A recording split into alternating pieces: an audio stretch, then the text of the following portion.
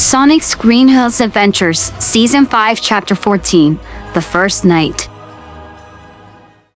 Modern Sonic's point of view. Now that Boom Shadow was gone, I realized something. Hey guys, where are we sleeping tonight? I have an idea. Follow me. Boom made me said as she started walking towards the woods. Despite being confused, we all followed her. Alright, here we are. Boom made me said once we stopped in front of the door of a laboratory base. Are you insane? Do you really think us staying at Eggman's base is a good idea? Luffy's Shadow said defensively. Immediately, Movie Sonic started to slowly and shakily back away from the base. His eyes were wide with fear. Movie Sonic? Are you okay? No, I can't do that. I won't. Movie Sonic cried as images similar to those right before he arrived at Gun headquarters all those years ago came flooding back. As this was happening, his quill sparked with chaos energy. Boom Amy was too focused on knocking on Eggman's door to notice. After stepping back a few more steps, Movie Sonic dashed off. Sonic, wait! Marina cried and dashed after him. As Movie Sonic ran, going to his cave in the woods was the first thing that came to his mind. These disturbing thoughts kept him from thinking straight, otherwise he would have remembered he's not in Green Hills right now. So he just ran into the first cave he saw. Once inside, he practically curled up into a ball, trying to calm down and make the horrible what-ifs go away. Little did he know, he was trespassing. Boom Shadow stormed up to him. Hey, what are you doing here? Boom Shadow demanded furiously. Movie Sonic jumped a little, not expecting for someone else to be there. Leave me alone! Movie Sonic cried at the top of his lungs with fearful teary eyes as his chaos energy intensified. Yikes, what is that? It's the reason I'm in here. It's called chaos energy. When there are signs of it about to go out of control, I'd go hide in the cave I used to live in before I met Mom and Dad. That, and I was too scared to go near Eggman's base. Movie Sonic said right before going back to sobbing again. But then he suddenly stopped and looked up at Boom Shadow thoughtfully. Wait, what are you doing here? Movie Sonic asked curiously. Marina's point of view. Once I caught up enough to Sonic to see that he ran into this beautiful cave, I stopped at the entrance and carefully listened in when I saw that Boom Shadow was there. I lived here. What? Are you hiding from someone? Sonic said in deep concern as he stood back up and wiped his tears away. Wait, what are you talking about? I live here because I like it here. It's nice and quiet, unlike the village. Boom Shadow asked, completely confused. I could see Sonic lost the ability to answer, so I went in. Well, remember when you said his Mobius was too dangerous to live there anymore? Well, do you know how old he was that day? And how long it was before he met his family? Go on, guess. I said as I marched up to Boom Shadow, standing protectively in front of Sonic. 12 and for a few weeks? He was only 3. And it was for 10 years. He didn't have the luxuries you do, and he had to make sure no one saw him and dumpster dive for the things he needed. In fact, let me show you the day he came to Earth, I said as I took out my phone and pulled up the clip from the movie we watched.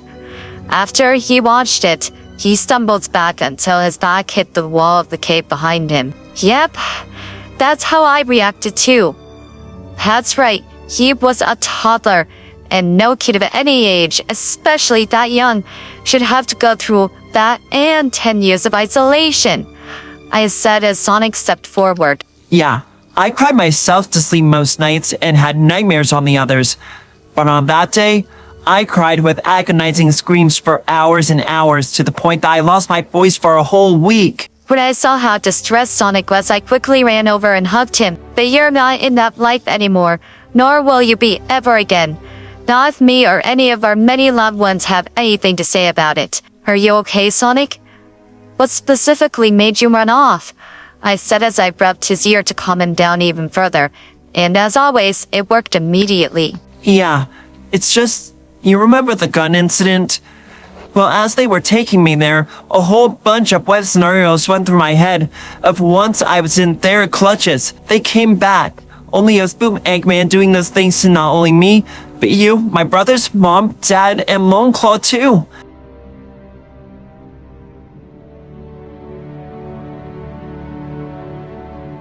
I love you so much, Sonic. We all do. We won't let that happen. Not again. So come on, let's head back. The others are worried sick about you. Okay. Thanks for coming after me. Anything for you, my love. Race you, I said, and we dashed off. Movie Shadow's point of view. Several minutes after Sonic dashed off, he finally came back. Are you okay, little bro? What happened? I asked as I hugged him in relief. Yeah, I'm fine. Thanks to Marina. I just had really disturbing what-ifs scaring me away. Sonic said as he pulled Marina to his side. Well, thank you for helping him, Marina, I said happily. Just then the front door of Boom Eggman's base opened. What brings you all here?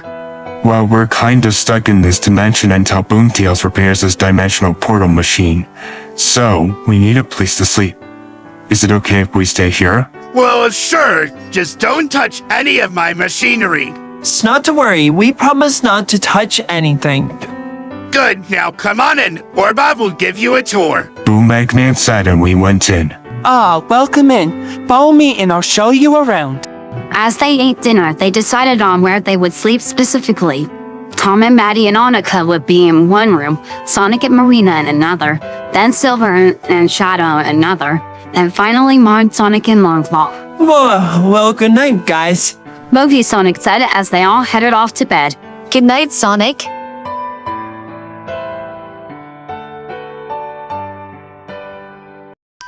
Later that night, Sonic was tossing and turning in his sleep.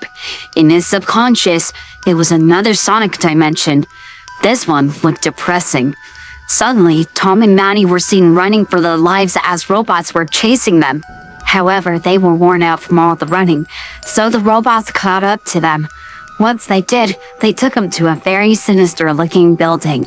Once inside, they were taken to this world's Robotnik. More subjects I can always use more slaves. Robotnik said as the robots forced them into a machine. What is this? And what do you mean by slaves? This is the roboticizer. It will take away your free will and turn you into my robotic slaves. Robotnik said right before turning on the roboticizer. The couple screamed in complete agony as the process happened. Once finished, they were completely silent and expressionless. Movie Sonic's point of view. That's when I woke up screaming. It took me several minutes to calm down and become aware of my surroundings. I looked over to Marina's bed and sighed in relief when I saw she was still asleep. However, I had to go to Mom and Dad, for I couldn't bear being apart from them any longer. So I ran to the room they were staying in as quietly as I could. My plan was to simply sneak into their bed and sleep in between them.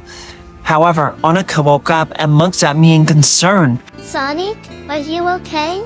Annika asked as tears formed in her eyes and she quietly whimpered. I immediately picked her up and started to soothe her. Shh, I'm okay.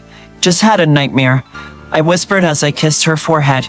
Annika finally calmed down, and as I was putting her back in the crib Boom Eggman provided for her, I heard Mom and Dad beginning to stir in their sleep. I turned and saw them sitting up. I felt like a deer in headlights as flashes of them roboticized came to the front of my mind, causing me to cry and tremble. What's the matter, baby? I lost my ability to speak, so I just dashed onto the bed, hugging her and Dad. Sonic? Dad said in confusion as they both hugged me back. Thankfully, I found my voice again. I had a nightmare, but it was different. It had nothing to do with my past trauma. You and Dad were captured by a Robotnik we've never even heard of.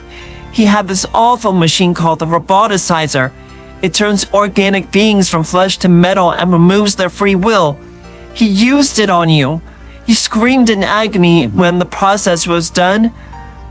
The silence that came from you was deafening, and you were expressionless and moved like empty husks of yourselves, I said shakily as I hugged them tightly.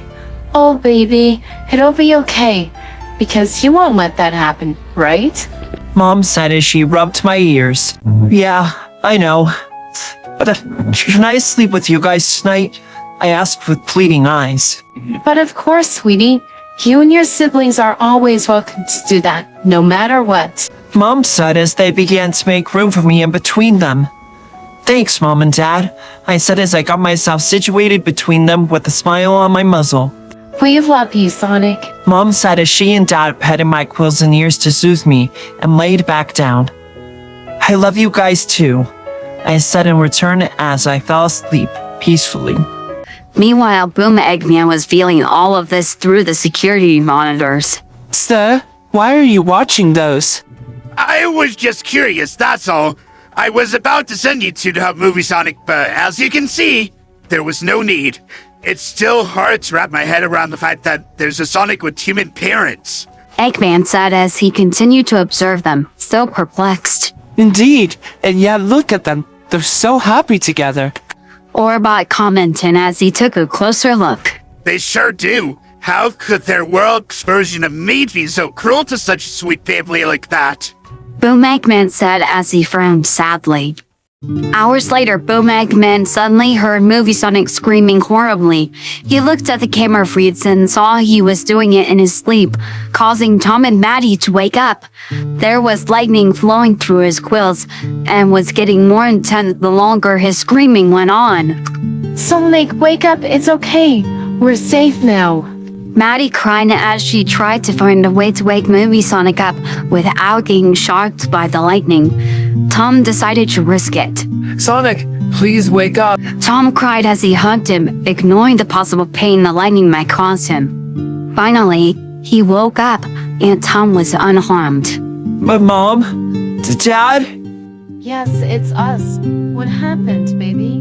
Maddie asked as she pulled Movie Sonic into her arms. Movie Sonic's point of view. I was about to answer when I heard Marina screaming in agony. I'll explain later, I said quickly as I dashed out of the room and went to where Marina was sleeping, only to find her doing it in her sleep.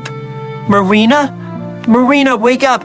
It's just a nightmare. It isn't real. I cried as I shook her to wake her up. As I was doing this, I heard several footsteps coming into the room. However, I was too focused on trying to help my girlfriend wake up to worry about that. Thankfully, she woke up and boy was she shaken up. Sonic? Shadow? Silver? Movie Shadow's point of view. When both me and Silver were startled awake by screaming, we immediately ran to where it was coming from. We had just arrived as Sonic was trying to wake up Marina, who was screaming in her sleep. Then she woke up, staring at all of us in confusion as she was regaining awareness of her surroundings and trying to catch her breath.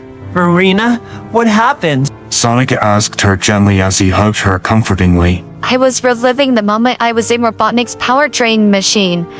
Only this time, there was no one there to shut it down before it. Marina said, but I couldn't continue as she began to sob. All three of us hugged her immediately. It's okay. You don't have to tell us now, if you're not ready, I said reassuringly. Marina then shook her head. You guys remember when those power neutralizing cuffs were put on me? The machine did the same thing. That's when I realized what she was implying. Oh gosh, that thing could have killed you, I said as I felt a wave of nausea come over me. Sonic hugged her even closer. Oh, Marina, I'm so sorry. I'm such an idiot. I should have realized that the moment those cuffs were put on you. Sonic said, facepalming himself. No, it's Robotnik's fault. He should have figured that out. He's got an insane IQ after all. Marina's right, Sonic. Please, don't blame yourself. Hey, Sonic, and I'm only asking this out of confusion, but why were you not here earlier? This got mine and Silver's attention immediately. Well, I had the most bizarre and horrifying nightmare ever. It was another Robotnik using a terrible machine on Mom and Dad. It turned their flesh into metal, took away their free will, and made them empty husks of themselves. I couldn't bear being separated from them when I woke up, so I was sleeping with them. Our jaws dropped, to say the least. I felt I was actually going to throw up. Silver seemed to notice this. Whoa, Shadow, you don't look so good. You should get to the bathroom and fast. I just nodded and headed off. So, what woke you up? Marina asked as she comforted Movie Sonic by scratching his ears. Well, I had the same nightmare as you. Only there was no risk of dying, but the pain was unbearable and wouldn't stop. Oh, Sonic, I'm so sorry. Just one more thing. Can you stay with me until I'm asleep? But of course, Marina. Well, good night, guys. See you in the morning. Movie Silver said as he hugged them and then headed back to bed. Once Marina was sleeping peacefully again, Movie Sonic headed back to Tom and Maddie. Modern Sonic's point of view. I woke up when I heard what sounded like someone throwing up in the bathroom nearby. I immediately ran to the bathroom door and knocked on it. Hello? Who's ever in there? Are you okay? I asked nervously. Instead of an answer, I heard them heaving a lot. Then I heard the sink turn on, and the sound I recognized as the transformation to Murhog. So I couldn't take it anymore and rushed in. I saw it was Movie Shadow. Movie Shadow? What happened? I asked as I handed him a towel to dry his tail off with. I just heard the most horrifying nightmare premises I've ever heard from Movie Sonic and Marina, and couldn't hold my nausea back. Then he told me what Movie Sonic and Marina said. Yikes! No wonder you threw up, I said, completely stunned. Yeah, but what's strange about Sonic's is that it came out of nowhere. It was too detailed where a world none of us have ever heard of. Something isn't right about it. Movie Shadow said as we left the bathroom. We'll figure this out in the morning. We all need as much sleep as we can get. I guess you're right. Thanks for coming to check on me. No problem. Are you sure you can make it back on your own after what just happened? Yeah, I'll be fine, Modern. I promise. Movie Shadow said as he gave me a thumbs up. Okay, good night, Movie Shadow. Good night, Modern. Shadow said in return, and we split up to head to bed. Movie Shadow's point of view. The moment I re-entered the room, Silver hugged me. Are you okay, Shadow? When I realized you were going to throw up, I got so worried. Yeah, I'm fine, Silver. Although it was a good thing Modern Sonic was there, or else I would have been stuck in my Murhog form for quite a while. I wasn't thinking when I went to go wash up afterwards. Ah, the one con to the Murhog thing. Triggering the transformation is uber sensitive. Yeah, no kidding. Yep, you could say it's trigger happy. Oh great. Tad's jokes are rubbing off on you, I said as I playfully rolled my eyes right before laughing with him. Once we calmed down, we wished each other good night and went back to bed. Maddie's point of view. Several minutes later, Sonic returned. Sonic? What happened? Marina had a horrible nightmare. It was the same one I woke up from right before, only way worse. Sonic said as he joined us on the bed. What do you mean? It gave us all a realization. If it weren't for my dark form, Marina could have died. Shh. Shh. It's okay, Sonic. We're all safe now, I said as I held him close. After several minutes, Sonic went limp in my arms as I could hear him snoring softly. He must have been so emotionally drained. So after I kissed his forehead, we all fell back asleep.